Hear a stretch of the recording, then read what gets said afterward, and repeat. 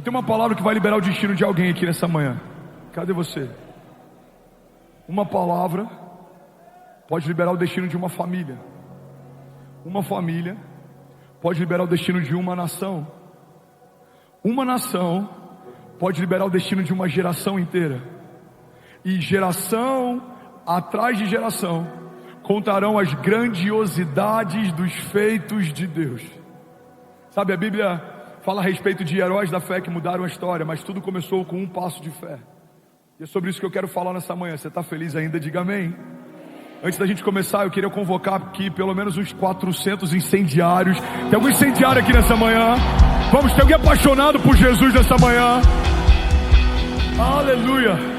Você que já é filho da casa, você sabe. Quando Deus tocar você, reage a isso. Quando algo se mover no teu espírito, no teu interior, reage a isso. Quando algo fizer sentido para você, reage a isso. Você pode ficar de pé no seu lugar, você pode celebrar, você pode gritar, você pode correr, mas em nome de Jesus, faça alguma coisa enquanto Deus está mudando a sua história. Você está comigo? Diga amém. A palavra de hoje, o tema da mensagem de hoje é posicionamentos. Jesus, vai dar certo. Posicionamentos que liberam destinos. Fala comigo, posicionamentos liberam destinos. Uma das maiores mentiras que contaram pra gente é a ideia de que uma fé passiva gera algum tipo de resultado. Uma fé passiva é uma fé medrosa, uma fé passiva é uma fé preguiçosa. Uma fé passiva é uma fé que entendeu que a ideia de aguardar em Deus significa não fazer nada até que Deus faça. Quando na verdade a ideia bíblica de esperar em Deus significa fazer a parte que Deus me pediu e confiou e ter a convicção que a parte dele, Ele já fez. Alguém comigo aqui, diga amém. 40 anos de idade, mora com os pais, não sabe o chamado, não se envolve, não participa. O que você está fazendo? Eu estou esperando em Deus. Não, você não está esperando em Deus, você está desperdiçando algo que vai ser cobrado. A Bíblia fala sobre uma parábola de talentos, e a Bíblia fala que talentos foram distribuídos, confiados, mas no tempo certo foram medidos e prestamos conta daquilo que fizemos com o que recebemos. Existe uma diferença muito grande, igreja, entre aquilo que Deus te deu e o que você faz com aquilo que Ele te deu. Tem pessoas que receberam menos de Deus fazendo mais do que pessoas que receberam muito de Deus e não estão fazendo nada. E é sobre isso que eu quero falar nessa manhã. Eu quero chacoalhar você, despertar você, ativar você, para que você saia daqui nessa manhã sonhando os sonhos de Deus. Nada menos do que os sonhos de Deus, nada menor do que a vontade de Deus. Vamos, alguém aqui? Nada abaixo do que as promessas de Deus. Não, você não vai se encantar com os presentes de Deus. Os presentes de Deus são presentes, mas não são mais importantes do que a presença dele. Não, você não vai descansar e ficar confortável demais nos palácios. É nesse lugar que muitos reis perderam as suas guerras. As distrações matam mais do que muitos gigantes. Sansão não foi vencido por um gigante, Sansão foi vencido por uma distração. Davi pecou no seu palácio, não porque ele perdeu uma batalha fora, mas porque ele perdeu uma batalha dentro. A Bíblia diz que era primavera, período em que os reis iam para a guerra, e Davi preferiu permanecer no palácio. As distrações roubaram de muitos líderes na nação algo poderoso que Deus havia confiado para eles. Líderes que estabeleceram ministérios prósperos, mas se perderam com recursos. Líderes que estabeleceram um ministério próspero, tocaram milhares, curaram milhões, mas se perderam por conta de um acesso, 10 minutos, que envergonharam toda a sua história. Homens grandes na nação que mancharam a história da família por conta de adultério. Mas assim como nenhum milagre acontece da noite para o dia, as brechas que a gente abre também não acontecem da noite para o dia. Nenhum cara extraordinário que a gente conheceu, que caiu com a secretária, caiu da noite para o dia. Não, são mensagens, acessos, pensamentos, liberdades. Nenhum grande líder que perdeu a isenção em relação a recursos, perdeu da noite para o dia, não. Vai perdendo a pureza, negligenciando princípios, o coração vai se cauterizando. Então eu vim aqui nessa manhã te lembrar que assim como posicionamentos que nos levam para caminhos de morte, são escolhas que a gente faz, posicionamentos que nos levam para caminhos de vida também. E é esse bom caminho, e é essa boa parte que você e a sua casa vão escolher e vão viver em nome de Jesus. Se alguém está comigo aqui em nome de Jesus, diga amém. Sabe, a ativação, o transbordo, a prosperidade, a aceleração são respostas dos céus a um posicionamento na terra. Homens clamam, os céus respondem ao nosso clamor. Homens semeiam, os céus multiplicam o que foi semeado. Homens batem, os céus fazem com que portas se abram. Homens procuram, os céus fazem com que a gente encontre aquilo que procura. Você pode perceber que todo milagre que a gente vê na Bíblia fala a respeito de uma reação dos céus a um posicionamento da terra. A mulher do fluxo de sangue, aquele cego que clamava enquanto a multidão tentava calá-lo, aquele paralítico que foi içado do telhado, cada um deles precisou fazer escolhas, e cada uma das suas escolhas liberaram seu destino. Pedro foi chamado por Jesus assim que ele viveu o seu maior milagre financeiro. Aquele jovem rico foi chamado por Jesus, mas não seguiu Jesus porque tinha riquezas demais. Adão, ele peca no meio do paraíso. Jesus resiste à tentação no meio de um deserto. Em toda a história bíblica a gente vê que não tem a ver com o que você tem, com o que você é, onde você está. Tem a ver com as escolhas que você faz. Saul era rei e as decisões dele tiraram dele o reinado.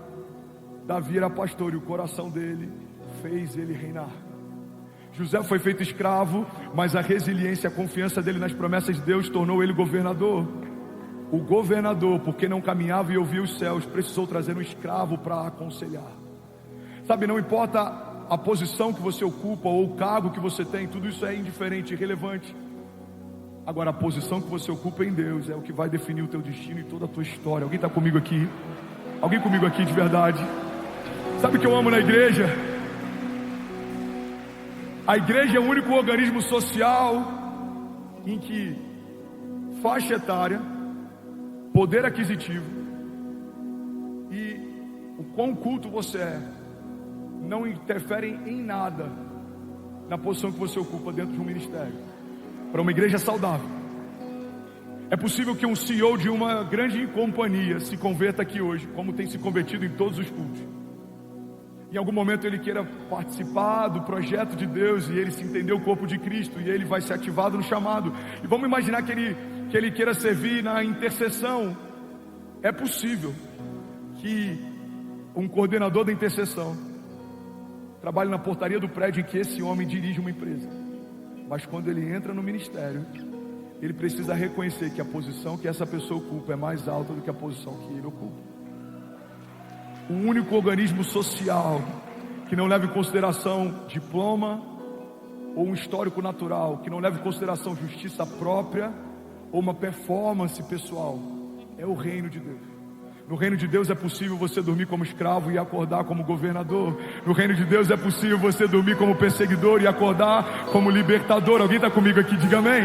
No reino de Deus é possível você dormir como Saulo, acordar como Paulo. É possível você dormir como Pedro pescador, acordar como apóstolo de uma igreja primitiva. No reino de Deus é possível você dormir como José, escravo, e na noite seguinte dormir como José, governador de uma nação. Irmão, não importa de onde você veio, não importa a criação que você teve, não importa a geografia que você ocupa, quando Deus quer posicionar alguém,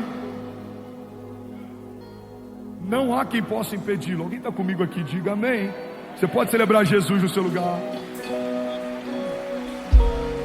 Vamos, se for para ele, você pode fazer barulho.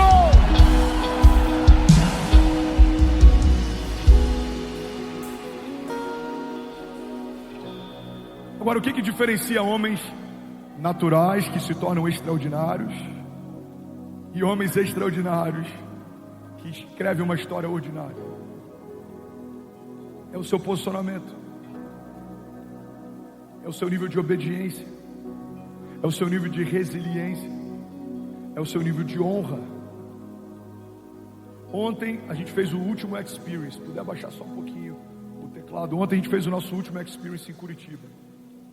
Percorremos 6 estados em 6 dias, em algumas cidades 2 sessões, café à tarde com todos os pastores todos os dias.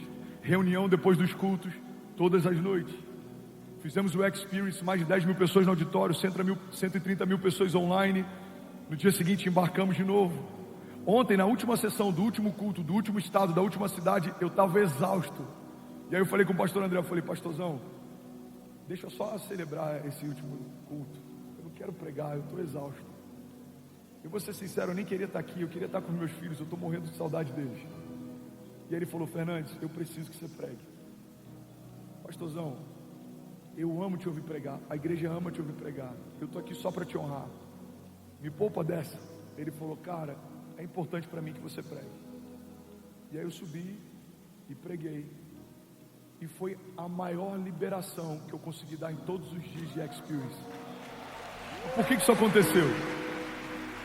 Tem um princípio, o princípio de posicionamento em obediência. Quando você obedece mesmo sem concordar, quando você obedece mesmo sem querer, você acessa um lugar de favor no reino dos céus.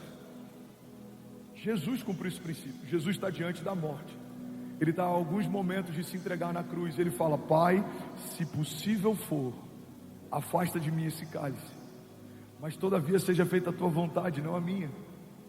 E o Pai fala, eu quero. Ele enfrenta a morte, morte de cruz. Jesus, ele enfrenta o que os médicos dizem que é o estágio máximo de estresse que o corpo humano suporta antes do seu sistema nervoso desligar. Jesus transpira sangue, mas ainda assim obedece ao Pai. Em todos os momentos na Bíblia a gente vê Jesus chamando o Pai de Pai. Dizem que ele é bom e ele fala, não, bom é o Pai que está nos céus.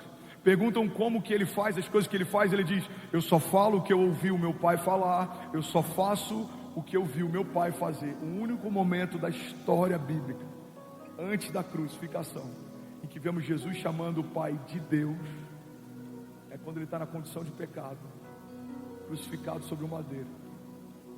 Pela primeira vez Jesus não chama o Pai de Pai, ele chama o Pai de Deus. Ele fala, Deus meu, por que me desamparaste?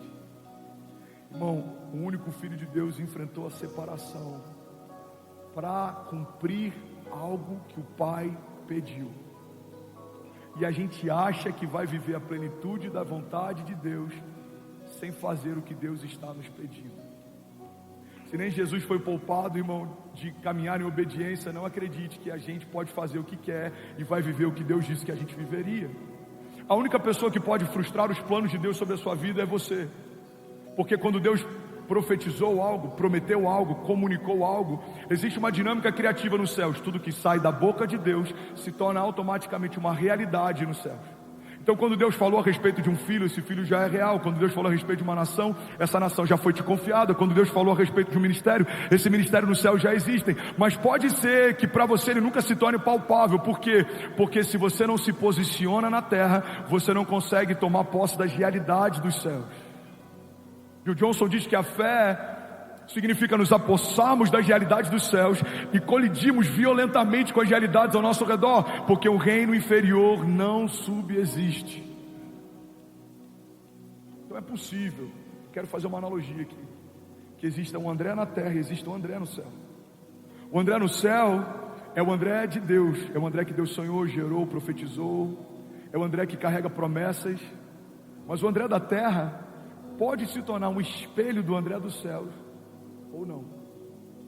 Sansão não morreu se tornando quem Deus chamou ele para ser, mas não foi uma escolha de Deus, foi uma escolha de Sansão.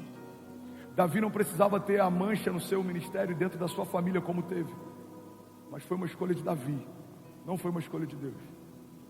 Todos os heróis da fé fizeram boas escolhas e escolhas ruins, mas eles estão na galeria dos heróis da fé porque fizeram mais escolhas boas do que ruins. Irmão, guarda isso aqui em nome de Jesus. A gente vai errar no meio da nossa jornada.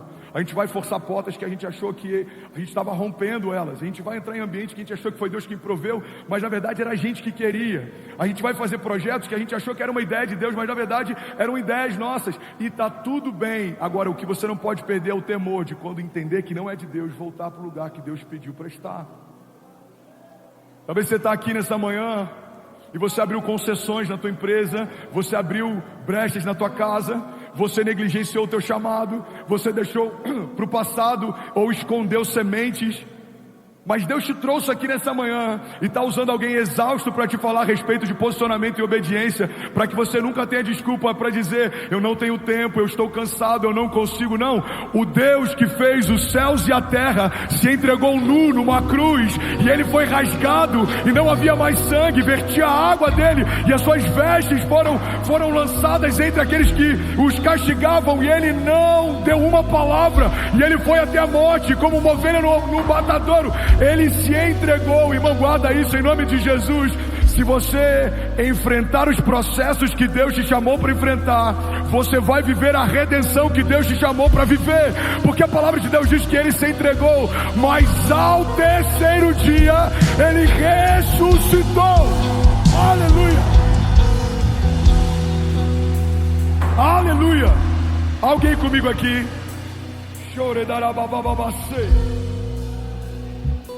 Ainda bem que eu vi Jesus. Sabe, existem muitas simbologias ou tipificações de Cristo na Antiga Aliança, apontamentos de Cristo na Antiga Aliança. A gente vê isso, por exemplo, naquela serpente de bronze levantada no meio do deserto. Deixa eu abrir um parênteses e te contextualizar bem rápido. A Bíblia diz que uma serpente começa a matar o povo no meio do deserto. Então Deus pede para que eles façam uma serpente de bronze e coloquem num lugar bem alto. Então todas as vezes que alguém era picado, você olhava para aquela serpente, você era curado. Mas qual que é o simbolismo disso? A serpente de bronze já apresentava o Cordeiro de Deus na Antiga Aliança, porque biblicamente o bronze simboliza o juízo. Então, quando você olhava para a serpente e o seu veneno era curado, simbolicamente o que Deus está dizendo é que nós fomos libertos, salvos, porque alguém tomou sobre si o nosso pecado, para que nós fôssemos libertos. A serpente de bronze no deserto apontava para Jesus. O pedido que foi feito a Abraão apontava para Jesus. Abraão entrega o seu único filho como sacrifício, ele provê um cordeiro para que seja entregue morto, já apontava para Jesus. A gente vê Jesus implícito em vários momentos, a gente vê Jesus apontado em vários momentos, a gente vê Jesus simbolicamente em vários momentos. Mas sabe o que eu acho interessante? Você está comigo? Diga amém. Quando Abraão está prestes a entregar o seu filho, o pai fala: não, basta, até aqui, você não precisa, eu já conheço o seu coração. Mas você concorda que Deus poderia ter feito a mesma coisa com Jesus na cruz do Calvário? Jesus está na cruz e ele fala: não, filho, até aqui, pode descer, eu já conheço o seu coração. Mas por que Deus não fez isso? Porque a cruz não era para testar o coração de Jesus. Jesus precisava morrer naquele madeiro, por um princípio. Jesus, guarda isso aqui, irmão, só poderia ressuscitar se ele tivesse morrido. Logo, o novo de Deus na sua história só pode acontecer quando o velho morrer também. O novo não é uma reforma de Deus sobre algo velho que permanece de pé, não. O novo de Deus significa algo novo sendo gerado no meio das ruínas do seu passado. O que existia não existe mais, o que você fazia não faz mais, o que você falava não fala mais, o que você pensava não pensa mais, o que você gostava não gosta mais, porque Deus está fazendo uma coisa nova. Alguém comigo aqui em nome de Jesus? Em Abraão ele fala: não precisa, só quero testar o seu coração. Mas em Jesus ele fala: você tem que morrer, porque só pode ressuscitar o que morreu um dia. Irmão, guarda isso aqui: Deus não usa nada que já foi usado. Como assim, pastor? Me explica a história de Saulo então. Me explica a história de vários homens, me explica a sua história. Não, irmão, Deus não usa nada que já foi usado, é por isso que ele quebra e faz algo novo.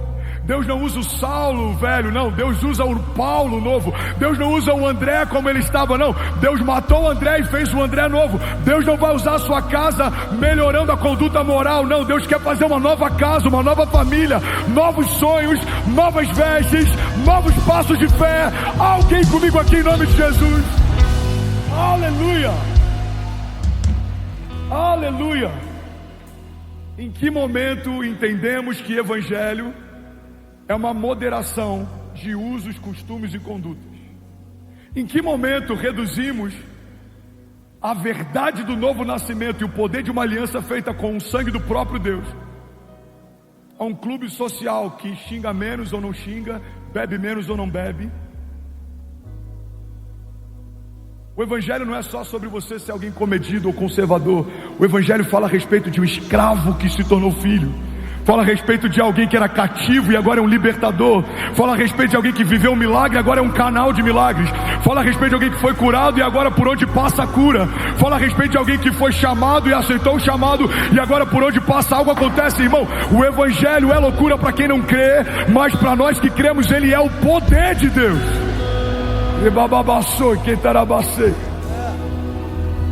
Agora, quando eu não entendo isso, eu não consigo me posicionar à altura do que o evangelho é e do chamado que Deus me fez.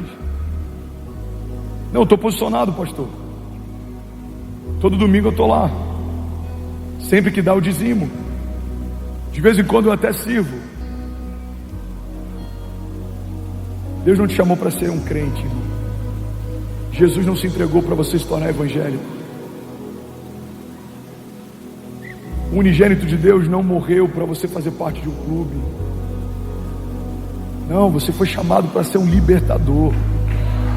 Você foi ungido por Deus. Você foi separado por Deus. Você foi chamado por Deus. Você foi sonhado por Deus. A Bíblia diz que fomos reconciliados com Deus através do sacrifício físico de Jesus. Mas não só isso, recebemos também da parte dele o ministério da reconciliação. Você é um reconciliador. Você é um agente de paz. Você é um agente de justiça. Por onde você passa, coisas acontecem, ou pelo menos deveriam acontecer. Quando algo sai da sua boca, é revestido de graça e sabedoria. Você tem a palavra certa na hora certa. Você não é pessimista, porque não dá para ser pessimista enxergando o que os céus dizem a respeito do nosso futuro. Não, você vê o que ninguém vê, você crê no que ninguém crê, você vive o que ninguém vive. Essa é a dinâmica da fé.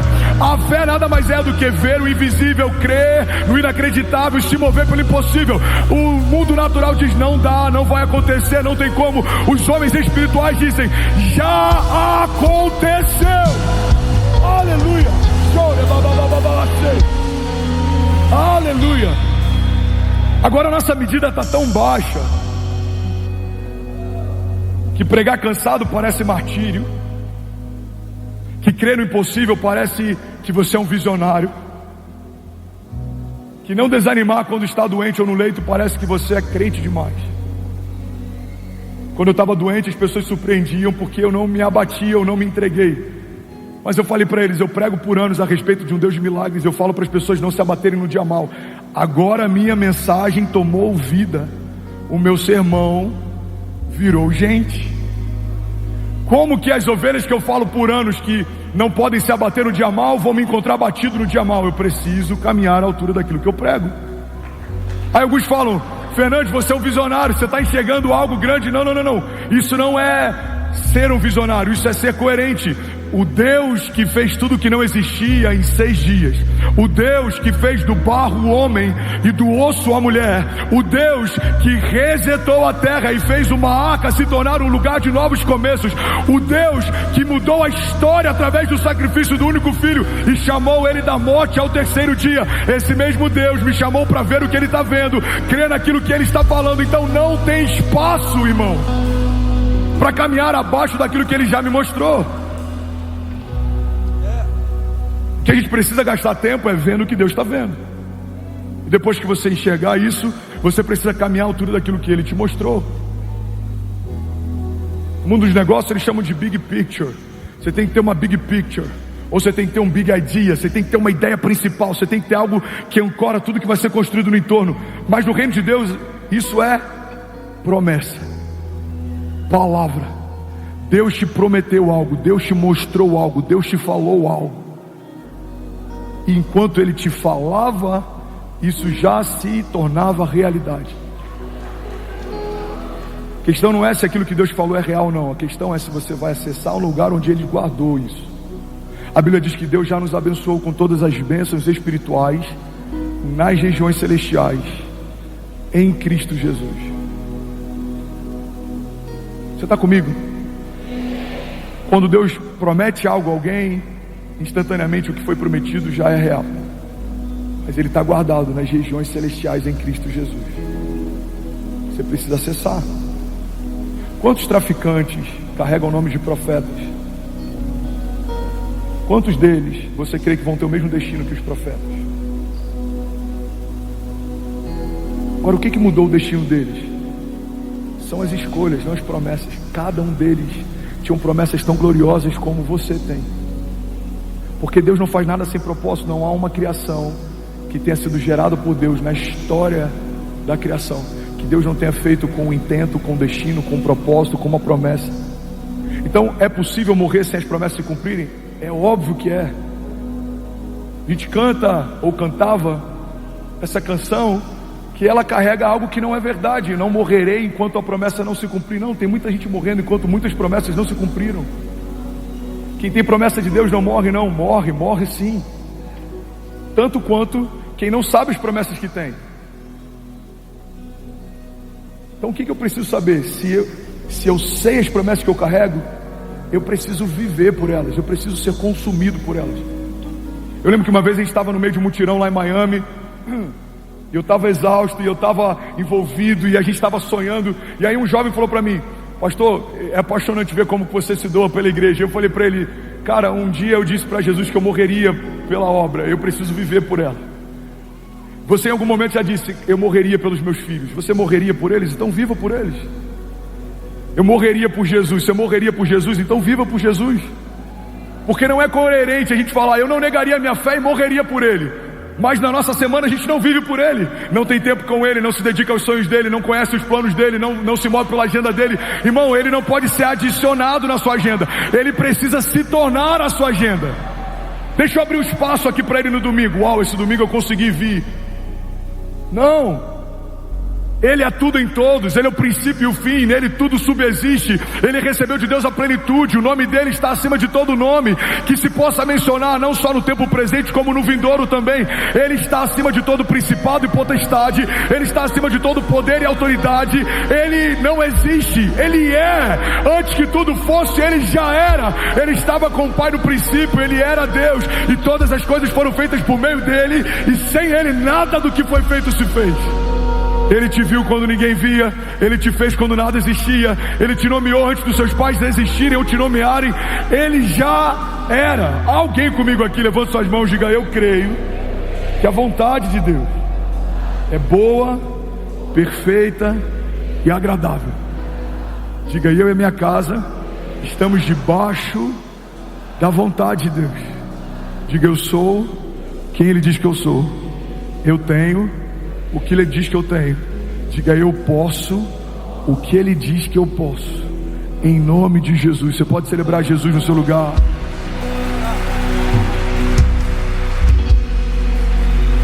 Vamos, alguém aqui pode fazer barulho nessa manhã. Aleluia. Vocês estão felizes ainda? Jesus, Espanha, Austrália, Angola, Suíça, Paraguai, França. Somos mais de 15 mil famílias conectadas agora pela manhã. Você pode celebrar.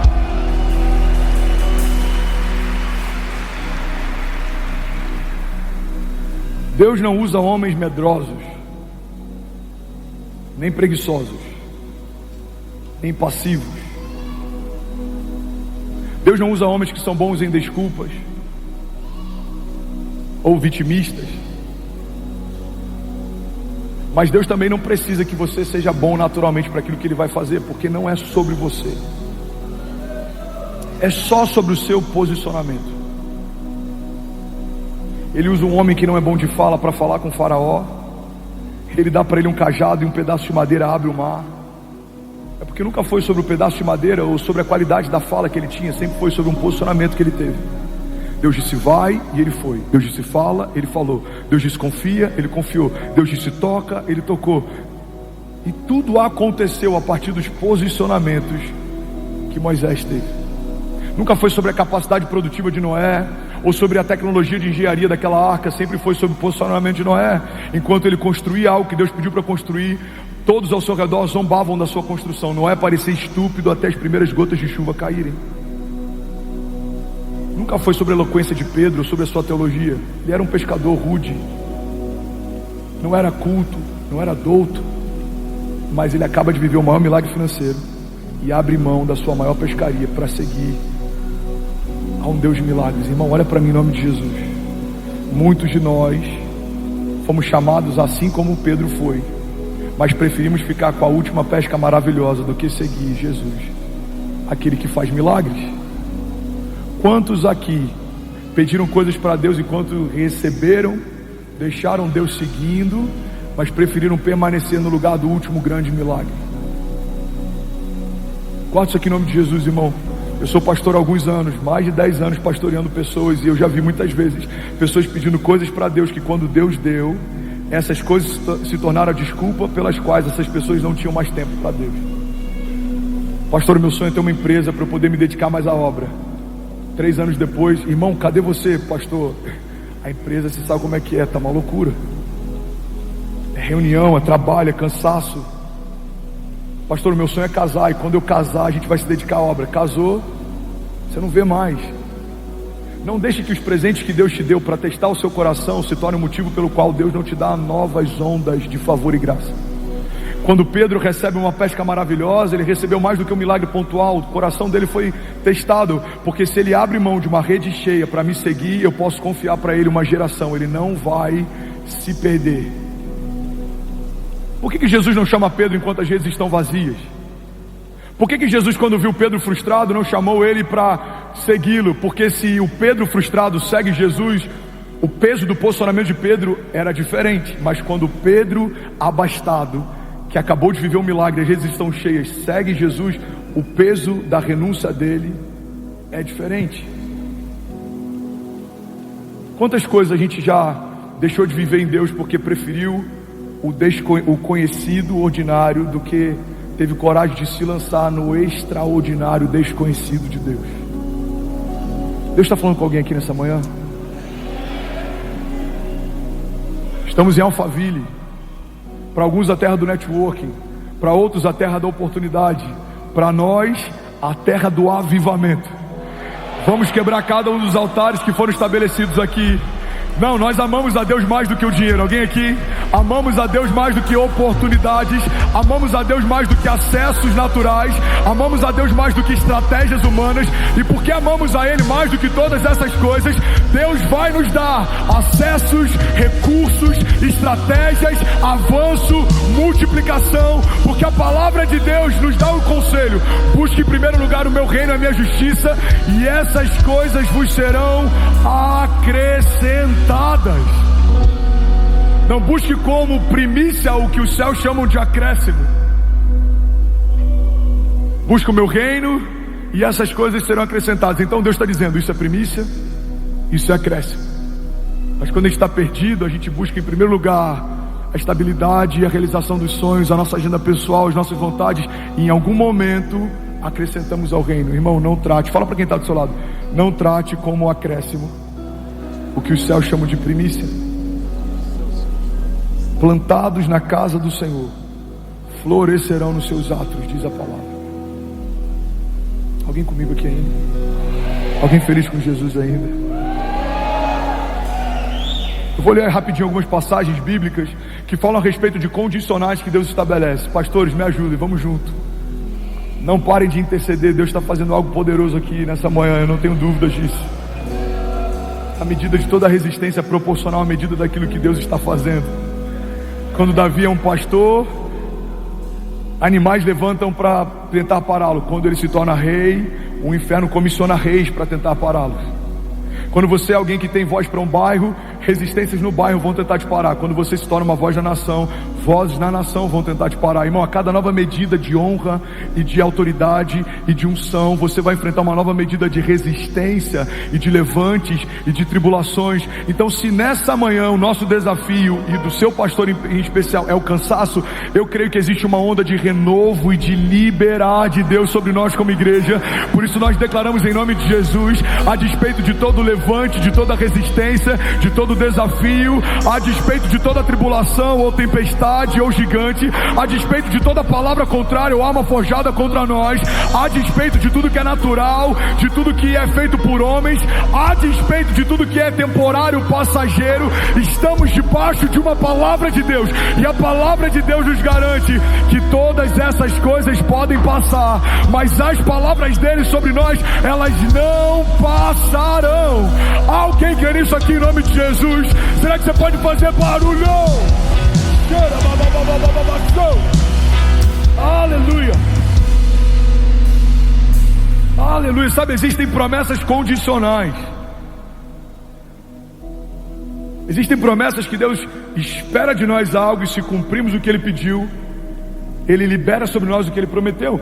2 Crônicas 7:14 diz: se o meu povo. Isso é um termo condicional. O problema é que às vezes a gente lê 2 Crônicas 7:14, a gente quer viver o final desse texto, mas não cumprimos o princípio do início deles. Olha para mim, irmão. Se o meu povo, que se chama pelo meu nome, se humilhar e orar e buscar a minha face e se arrepender dos seus maus caminhos, aí vem a resposta: dos céus ouvirei. Levante suas mãos em nome de Jesus. Perdoarei o seu pecado e sararei a sua terra. Quando nos frustramos, quando questionamos por que Deus não está ouvindo dos céus e não está perdoando e curando a nossa terra, mudando a nossa história, sarando a nossa casa, mas não dá para questionar a Deus pela resposta que não veio, se os céus ainda não ouviram o nosso clamor. Quando você faz a primeira parte, Deus faz a parte dele. Quando você vive o processo, Deus cumpre a promessa. Quando você vive o princípio, Deus cumpre aquilo que te prometeu. A palavra de Deus está dizendo: se o meu povo se humilhar, se arrepender e clamar, aí vem a resposta: dos céus eu ouvirei, perdoarei e sararei a sua terra. Jeremias 29:13 diz: vocês me procurarão e me acharão quando me procurarem de todo o vosso coração. Lucas 24:49 diz: e eu lhes envio a promessa do meu Pai, mas fiquem em Jerusalém até serem revestidos do poder do alto. João 15:7 diz: se vocês permanecerem em mim e as minhas palavras permanecerem em vocês, me pedirão o que quiserem e lhes será concedido. Lagoinha Alphaville, olha para mim em nome de Jesus. Se você permanecer em Deus e as palavras de Deus permanecerem em você, você pode pedir o que você quiser, que vai ser concedido. Porque o que você quer pedir se tornou a mesma coisa que Deus já queria te dar. O seu coração está alinhado com o coração dele, a tua agenda está alinhada com a agenda dele, a tua vontade está alinhada com a vontade dele. Eu lembro que no início da minha jornada de fé, eu li João 15 e eu surtei. Eu falei: irmão, eu posso pedir o que eu quiser e Deus pode me dar? Aí meu discipulador Zé, na época, falou: pode, se você estiver nele, as palavras dele estiverem em você. Eu falei: mas eu posso pedir o que eu quiser? Pode, se você estiver nele, as palavras dele estiverem em você. Eu falei: mas o que muda? Ele falou: muda que quando você está nele, as palavras dele estão em você, o que você quer pedir já é o que ele queria te dar. Você se tornou um, não tem espaço, não tem divisão. Vamos, alguém aqui? Você vai pedir: pai, eu quero uma família. Ele fala: bom pedido, eu vou te dar uma família. Eu já queria te dar, filho. Pai, eu quero uma nação. Uau, muito bom. Eu já queria te confiar, porque você agora me pede aquilo que eu já desenhei a teu respeito. O salmista diz: todos os meus dias foram escritos pelo Senhor no seu livro, antes de qualquer um deles existir. Vamos, levante suas mãos, deixa eu profetizar sobre alguém aqui. Feche teus olhos em nome de Jesus. Pai, nós cremos numa igreja alinhada com a tua agenda. Nós cremos em famílias que caminham debaixo da tua vontade. Nós cremos em homens que governam na terra porque ouvem os céus. Nós cremos numa igreja ousada, uma igreja pioneira, vanguardista. Nós cremos em homens aqui que fazem história, abrem caminhos, mas nós sabemos e reconhecemos que só faz história com o Senhor quem tem tempo com os céus. Nós entendemos, Jesus, que o lugar mais poderoso que a gente pode estar é na tua presença. Tua presença vale mais do que o ouro. Tua presença vale mais do que a prata. Tua presença vale mais do que status. Tua presença vale mais do que contatos. Tua presença vale mais do que acessos. Tua presença vale mais do que network. Tua presença vale mais do que estratégias humanas. Tua presença vale mais do que um saldo bancário. Porque nós conhecemos, Paizinho, ao longo da história bíblica, homens que tinham um saldo zerado, mas não saíram da tua presença e da noite para o dia se tornaram reis e prosperaram. Jesus, nós conhecemos através da história bíblica homens que eram escravos, cativos, mas porque não abriram mão da tua presença, governaram nações. Pai, eu declaro sobre homens e mulheres aqui posicionados, que não importa o saldo que eles têm, a geografia que eles ocupam, a família que eles vieram, que tipo de criação eles tiveram, não importa, Jesus, como foi o último ano, não importa como foram os últimos 10 anos, se a gente se posicionar a partir de hoje, se nós cremos e não duvidarmos, se nós clamarmos e nós buscarmos, se nós confiarmos no Senhor, a partir de hoje, o Senhor vai trocar nomes de pessoas aqui nessa manhã, o Senhor vai trocar vestes de homens e mulheres nessa manhã, o Senhor vai liberar destinos proféticos de famílias inteiras nessa manhã. O Senhor vai levantar a vida.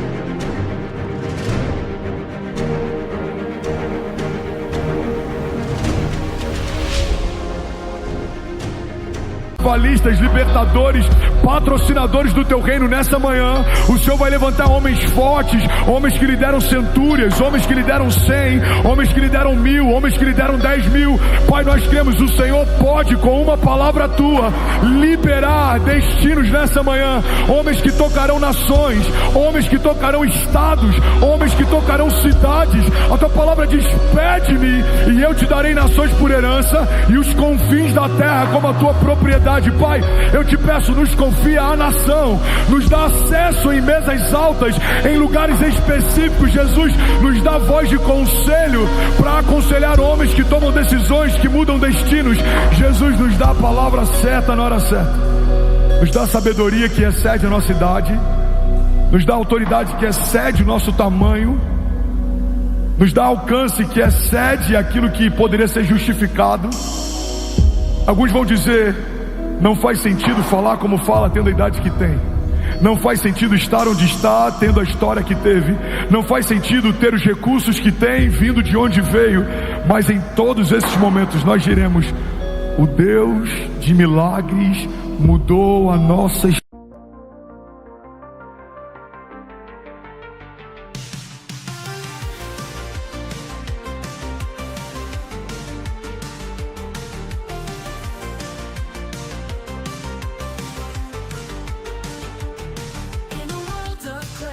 Crossover dreams, sin lit melodies, whispering schemes, they female vocals telling tales untold, indie rock beats turning hearts cold. We ride